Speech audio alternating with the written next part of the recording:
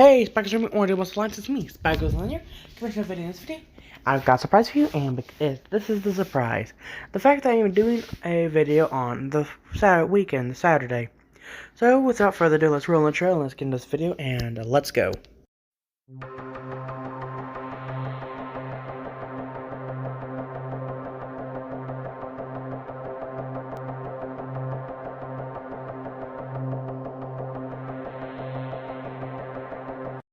Like and subscribe if you enjoy this video. Before we get on to the first drawings, I just want to say that I forgot to mention what I'm drawing in this video. First off, the first drawing is for a friend I met on Discord. Second one was just a couple with the first one. So I made two kids for Rimmer Tempest and Millennium Novel from my AU, as well as an event submission on the Popcast Community Discord, which is closing today. So by the time y'all are watching this, it's already over. So that's pretty much it. Let's get into these drawings. Okay, how many more do I have to deal with? Let's see. Okay, here we are.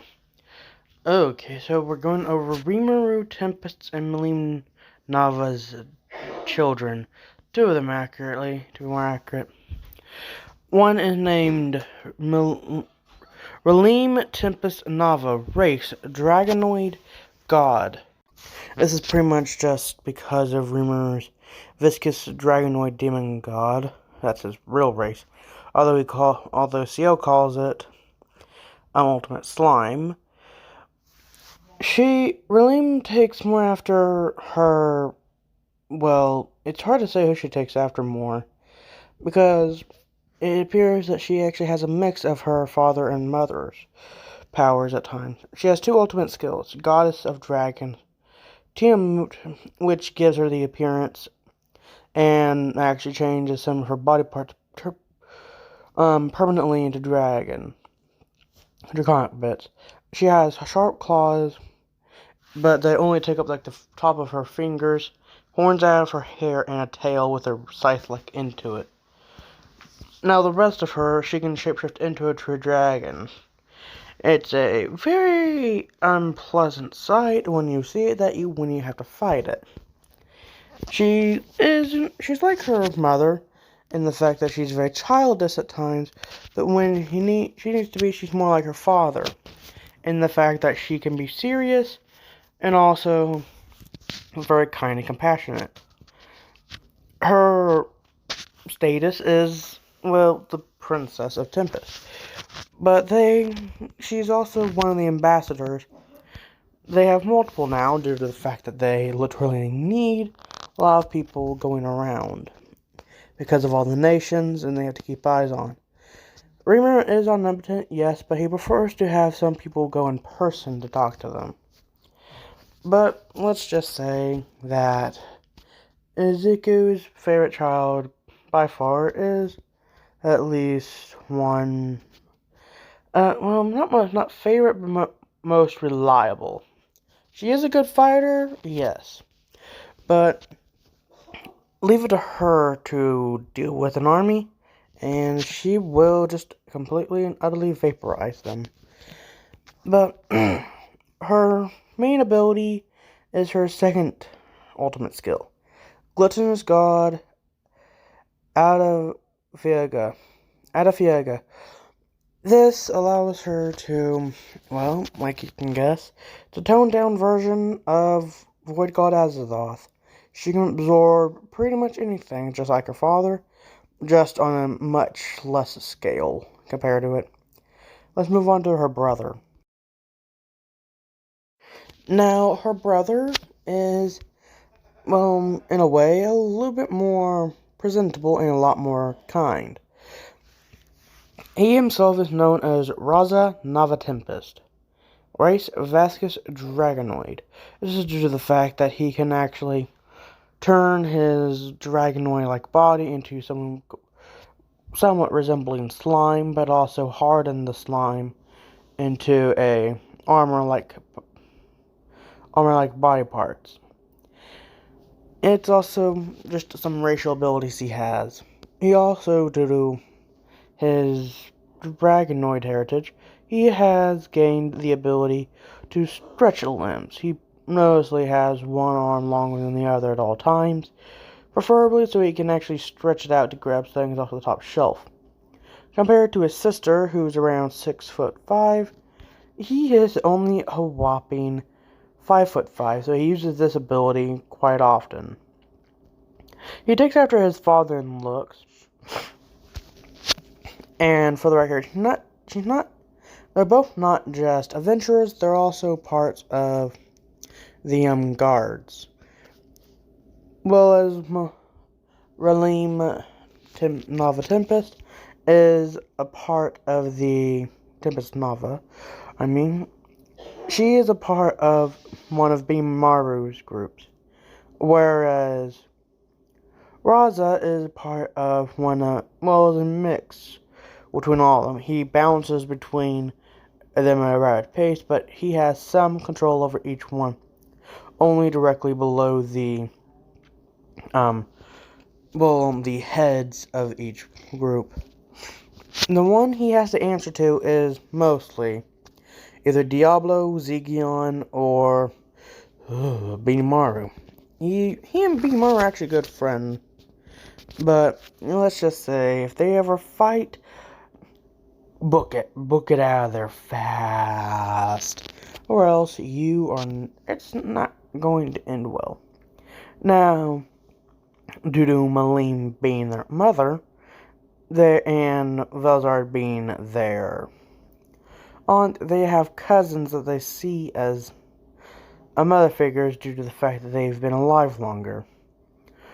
Those were the last ones I talked about a few days ago. Shirayuki, race Dragonoid, and Ellie, race Demonoid.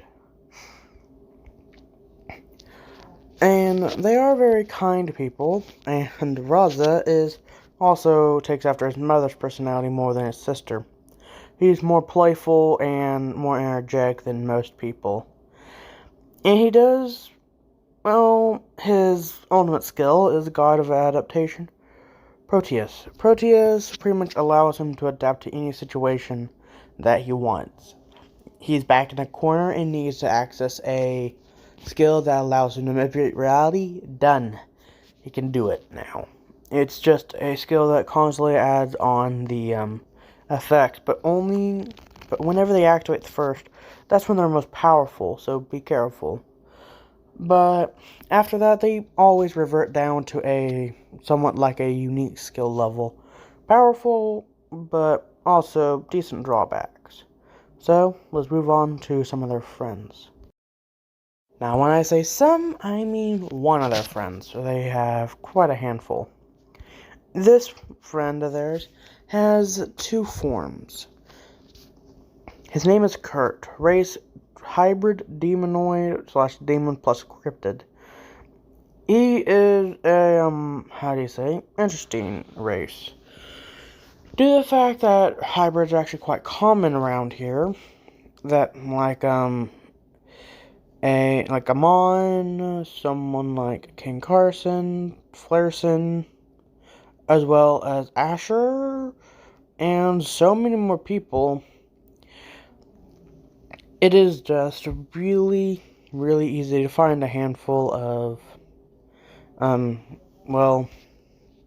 half-breeds, as some people call them, but trust me, you call some quite, racially motivated members of that, and you'll end up beaten and bruised. Most people take it as an insult, yes, but I don't really care. Now, most people know never to call William or Raza that, or else they'll have a rumor on their butt. They definitely know not to call Kurt that, because he has the ability to end them in a few minutes. Yeah, it ain't really fun for them. Sorry. He has two skills. One is a unique skill called Banning Weapon. Banning Weapon allows the user to summon a weapon that has the banishment effect. The banishment effect pretty much just either temporarily or permanently bands whoever is hit, or in some cases, if they're a spiritual being, killed by it. Yeah, it ain't really fun when you can beat pretty much any of your opponents in one hit with it. This is due to his other power, his other skill, which is an ultimate skill. Demonic Flame Lord, Azrius. Alzrius. This allows him to control fire, so yeah, do not fight him unless you want to be roasted. Quite both figuratively and literally. Now, remember how I said their friend Kurt? I said how Kurt has two forms? Yeah, in his main form, he's only around 5'6" and only around an inch taller than Raza, and Raza never could. Raza always jokes around saying, "Hey, can you reach that off the top shelf for me?" And whenever Kurt's around, he always does it. Even though he knows his friend Raza can easily reach the top shelf himself. As for his physical appearance, you take it after more of his cryptid side, and the fact that he looks like your traditional demon if you're going to go to another world and find a picture of a demon. Red skin, not tail, although it has a scythe-like ending similar to his friends Relim and Raza. And he has a horn. He has two horns, although one's noticeably smaller than the other. And as for his weapon, his main weapon, it is simply a hammer that he has on all times. It has two, devil horn protrusions on the top with 3 spikes on either side of it. Now, onto his second form, his more demon-like form. In this form, he grows up to 7 feet tall, and his horns actually give him another foot. Well, only around another 6 inches. His hammer grows in major size, and those 3 spikes I told you about on either side, they grow a little bit longer, originally around 2 inches long. They grow up to around at least 6 to 7 inches. And the two double horn protrusions on the top, they grow around a foot long, and let's just say a new horn appears on the middle of the hammer. Ends up being around 2 feet long. And add in the entire length, the thing is around a foot or 2 taller than him. Kurt actually has a tail in both forms. His standard tail is only around from his armpits down to his legs, whereas this one is double is around his height plus 2 feet. And the scythe has actually grown, into it, has grown quite a bit larger. And the banishment effect is always active on the banning weapon, so even the smallest hit in this form is a lot to take in.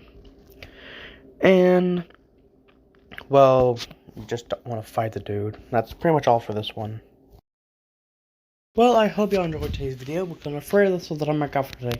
But until next time, though, everyone, subscribe to the Spike or do my Alliance. Goodbye, and peace out, everyone. Bye!